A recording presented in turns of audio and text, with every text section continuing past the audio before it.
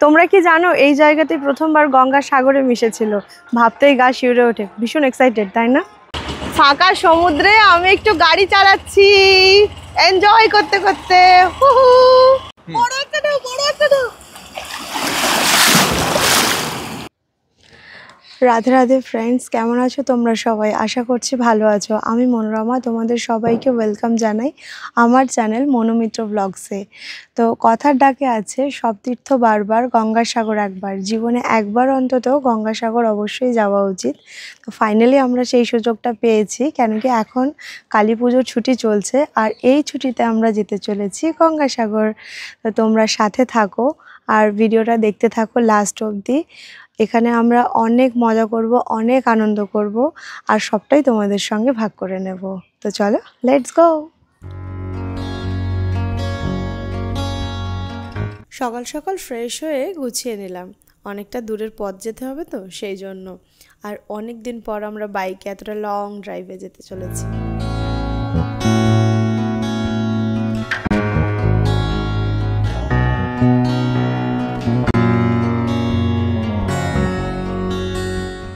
আঁচলটা একটু ধরে দিতে হবে, তাহলে একা একা পারবো না। দাও।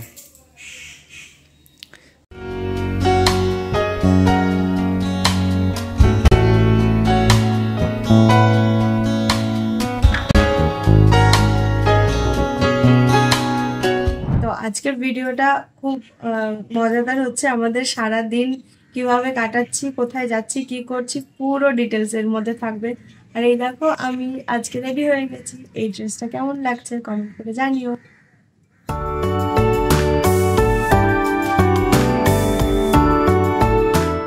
আমরা এখন বেরিয়ে পড়েছি কলকাতা থেকে গঙ্গাসাগরের উদ্দেশ্যে। প্রায় 140 কিলোমিটার রাস্তা।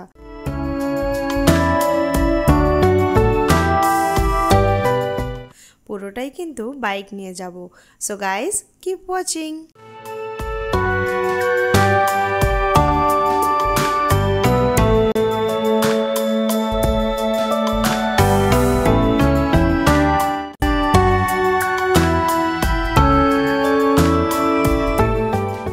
Hello guys, welcome to Gangasagar. Finally আমরা পৌঁছে গেছি গঙ্গাসাগরে। এখানে দেখো মেন এন্ট্রান্স, এটা গঙ্গাসাগর ঢোকার। তো এখান থেকে একটুখানি গেলেই সামনেই কপিলমুনির আশ্রম। চলো তোমাদের দেখাই।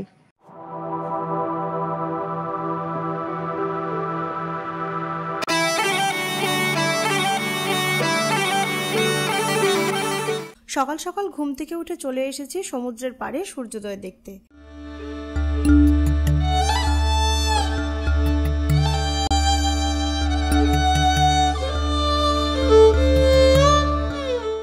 নতুন সূর্যের নরম সোনালি রোদ গায়ে মেখে মনে হলো এক অনন্য জীবনের ছোঁয়া পেলাম।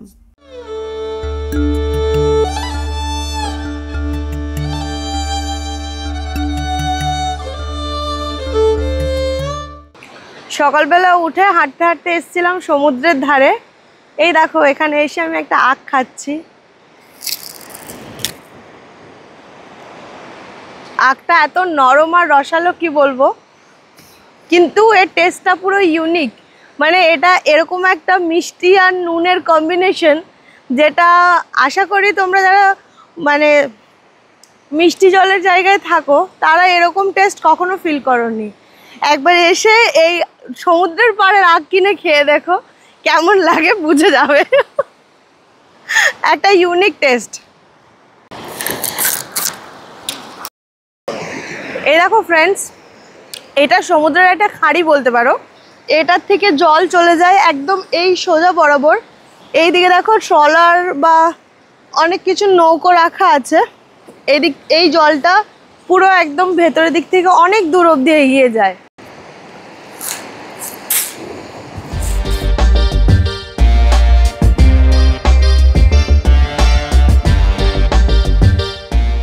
ফাঁকা সমুদ্রে আমি একটু গাড়ি চালাচ্ছি এনজয় করতে করতে।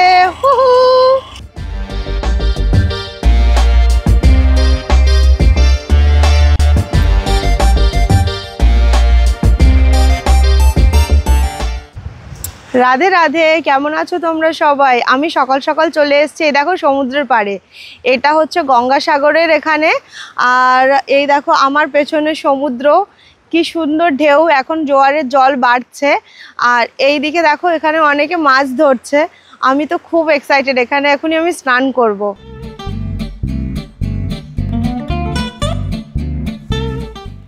জিলিপি খাচ্ছি, খাবেন?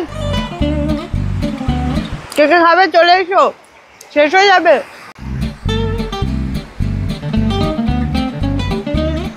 এখানে দেখলাম সমুদ্রের পাড়ে বেশ কিছু গরু বাছুর সব শুয়ে আছে। তো আমরা সাথে করে কিছুটা জিলিপি আর কলা নিয়ে এসেছিলাম। আমরা কিছুটা খেয়েছি আর কিছুটা ওদেরকে দেবো বলে নিয়ে এসেছি। এবার চলো ওদেরকে দিই।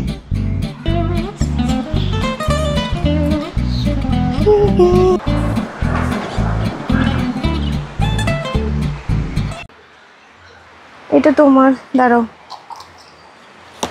এই নাও। রাধে রাধে। রাধে রাধে।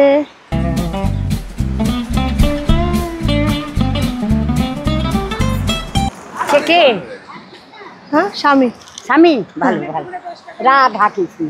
রাধা রাধে। এ রাধে আছে কৃষ্ণে, রাধে কৃষ্ণ।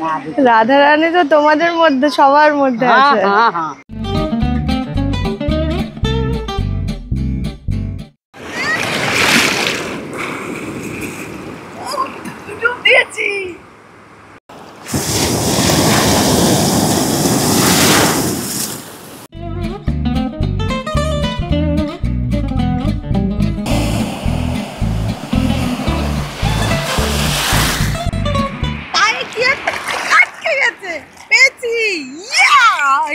এই যে আমরা এখন গঙ্গাসাগরের 1 নম্বর ঘাট থেকে স্নান করে ফিরছি, রুমের দিকে যাচ্ছি আর কি। স্নান সেরে ঘরে ফেরার পথে দেখলাম ঘাটের পাশের রাস্তায় বেশ সুন্দর ডাব বিক্রি হচ্ছে।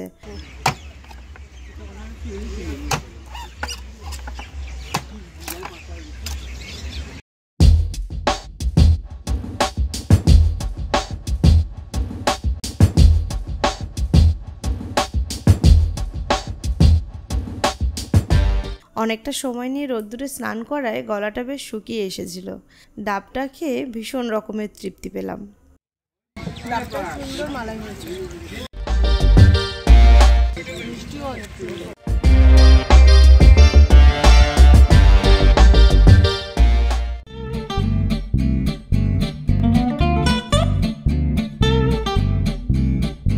সমুদ্র থেকে ঘরে ফিরতে ফিরতে বেশ একটু দেরিই হয়ে গেছে। ঝটপট ড্রেসটা চেঞ্জ করে নিয়ে এবার যাব মন্দিরে পুজো দিতে।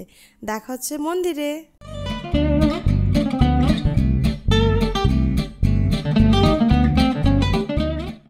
আমি একটা হাওয়া খাচ্ছি, আমার একটা স্পেশাল ফ্যান আছে, একদম খুব সুন্দর হাওয়া হয়, মিষ্টি হাওয়া। সকাল সকাল এসে পৌঁছে গেছি কপিল মুনির আশ্রমে।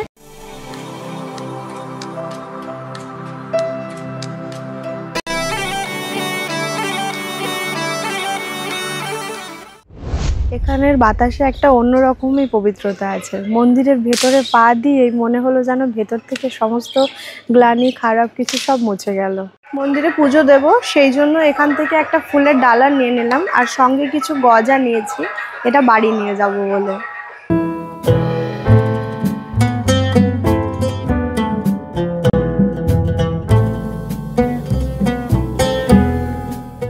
মন্দিরের ভেতরে প্রবেশ করতেই একটা অনন্য অনুভূতি হলো, যেটা ভাষায় প্রকাশ করা সম্ভব নয়, এটা অনুভব করতে হয়।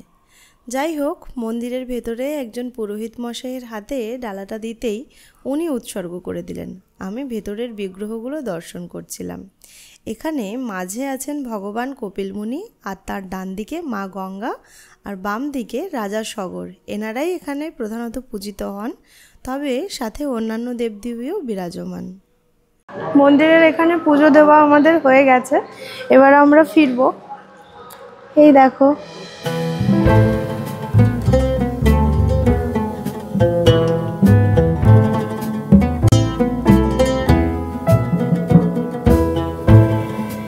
এই মন্দিরের চারপাশটা ঘুরতে ঘুরতে একটা অন্য রকমের রিয়েলাইজেশন হচ্ছিল।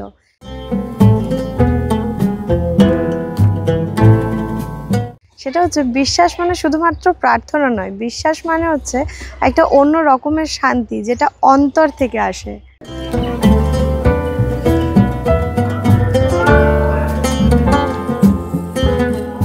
রাধা রাধা।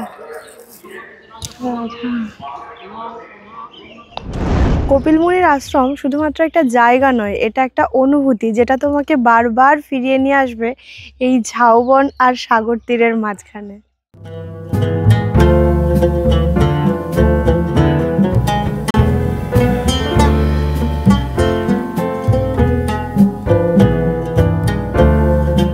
ফাইনালি আমাদের পুজো দেওয়া কমপ্লিট হয়েছে।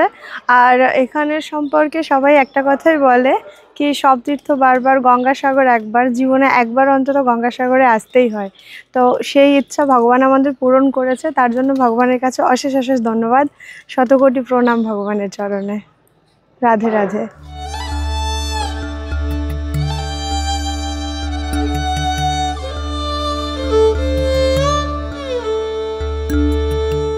সো ফ্রেন্ডস, ভিডিওটা ভালো লাগলে একটা লাইক করো, চ্যানেলটাকে সাবস্ক্রাইব করে পাশে থাকা বেল আইকনে ক্লিক করো যাতে আমার ভিডিও নোটিফিকেশন সবার আগে তোমার কাছে যায়।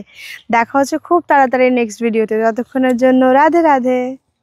এখানে গঙ্গাসাগর থেকে ফেরার পথে একটু শসা নিয়ে নিয়েছি, এবার শসাটা খাবো। এখানে এই কাকার কাছ থেকে নিলাম, খুব সুন্দর কচি আর মিষ্টি শসা। ভীষণ গরম, তার জন্য জল পিপাসা মেটানোর জন্য শসাটা খুব ভালো জিনিস।